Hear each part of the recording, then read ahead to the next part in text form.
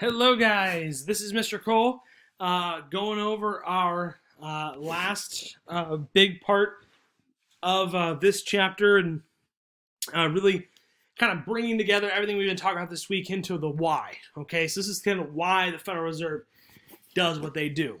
Okay, so yesterday we looked at the three different ways that they either increase the money supply or decrease the money supply, and they do it all through the banking industry.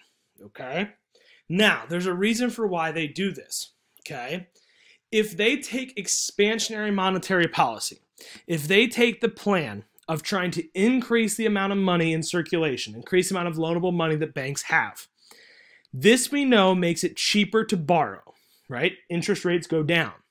Whenever interest rates goes down, it incentivizes people to begin borrowing money. Now, think about what people borrow money for. They borrow money for big purchases or to start a business, right? So, with that, the idea is they try to stimulate demand and stimulate investment by adjusting interest rates, okay? So, it looks something like this, all right? This chart leads to this chart.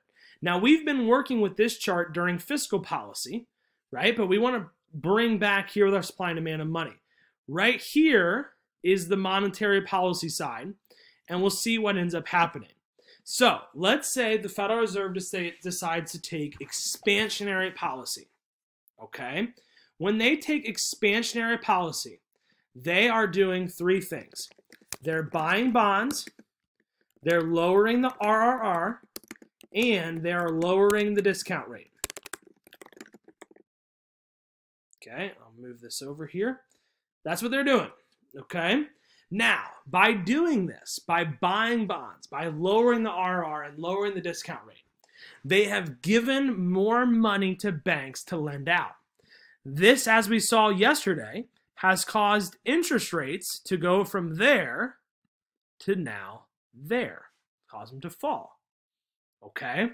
Well, here's why this is important. As interest rates get super low, it encourages Americans to begin making big purchases or begin investing their money, okay? So we'll just stick with the demand side. It's just easier with the demand. So as interest rates are low, people look to start making purchases again. So for example, as the Federal Reserve has done this, they have done this right now. Interest rates are extremely low. I'm not going to lie. I sat there and looked. I rent an apartment still.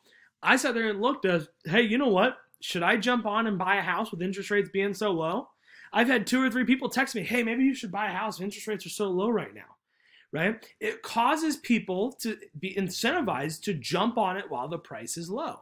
So with this, people then, because interest rates are so low, because you can borrow for so cheap, you can borrow a car for probably 0% interest for 2 years. You can borrow a house for 4% interest. And it causes people to start buying things again. And because people start buying things again, it causes the price, it causes GDP to go up. And now all of a sudden, the economy is back expanding again, right? Now you will notice it also causes inflation to go up, which we've been over, how that can be a good thing or it can be a bad thing. But it causes people to buy money again. The economy starts expanding. People are buying cars and houses. Now, please keep in mind, it also is going to move your supply curve because businesses are now going to be able to borrow money. Now, I'm not going to do it because it gets a little crazy with all these lines, but think, if your supply curve also shifted out right, you would have GDP being all the way over here, right? You would have a huge growth that would happen in expansion, all because interest rates are so low. This is why they want to manipulate the supply of money, and they want to manipulate it through banks. It's so they want to try and create growth through the borrowing of money.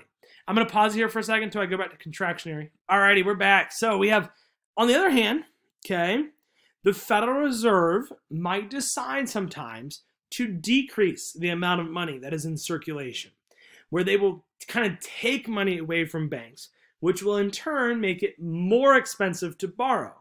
Now, the big point of why the Federal Reserve would do this is to stop inflation, right? The job of the Federal Reserve is to protect the money supply, protect the dollar.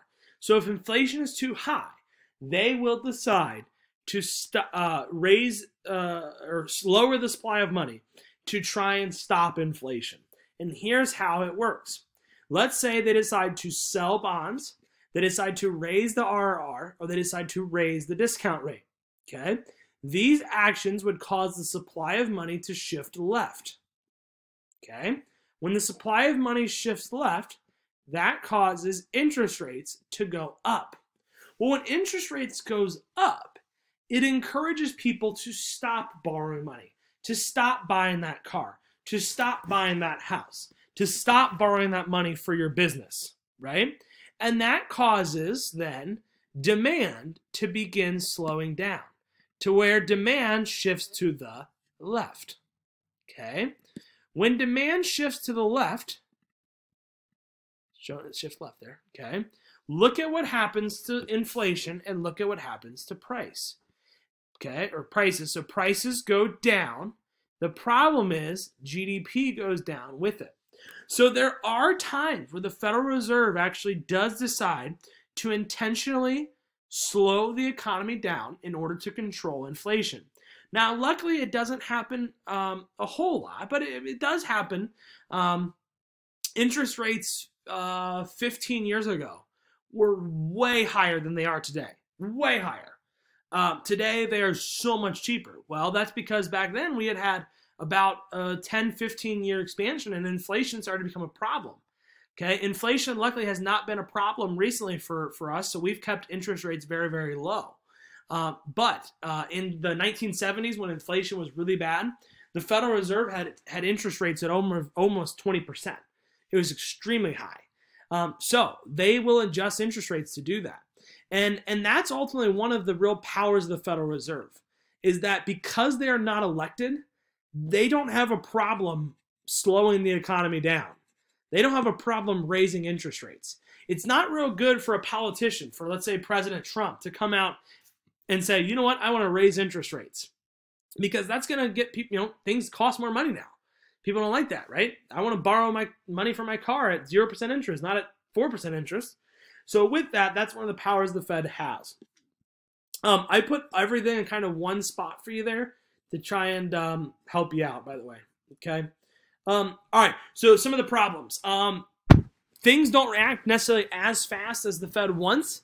There is some lag time, right? I mean, it's not like all of a sudden someone can buy a house because the Federal Reserve made the interest rate 0. Okay, it takes some time. Here's the big one, is if they mess up, like I said, they wield an incredible amount of power and have, for the most part, done a pretty good job. The problem is if they get it wrong. If they raise interest rates when they should be lowering them, or lowering them when they should be raising them, they can make the ups and downs of the economy way worse. Okay, and that's what happened during the 1920s, and they were raising interest rates when they should have been lowering them, and the Great Depression hit, and they were not there for banks, and it was bad. Okay, they have quite a bit of power. When they mess up, it's not good. And then the other one here is that their goals may clash with fiscal policy, right, with the politicians. Okay, and this is actually happening quite a bit in our history. It's happening very recently with President Trump and the Federal Reserve Chair Jerome Powell, where before this whole coronavirus crisis happened, Trump made many public statements and tweets about his frustration with the Federal Reserve raising interest rates. Of course, now with the coronavirus, interest rates are back down to as low as they can possibly go. But it's just interesting that sometimes the president and the chair of the Federal Reserve don't always get along with each other in their goals, okay? So our big takeaway today, this graph tries to affect this graph. What happens to interest rates changes demand over here. And that's the big key for you to take away, okay? Alrighty, guys, let me know if you have any questions. See y'all.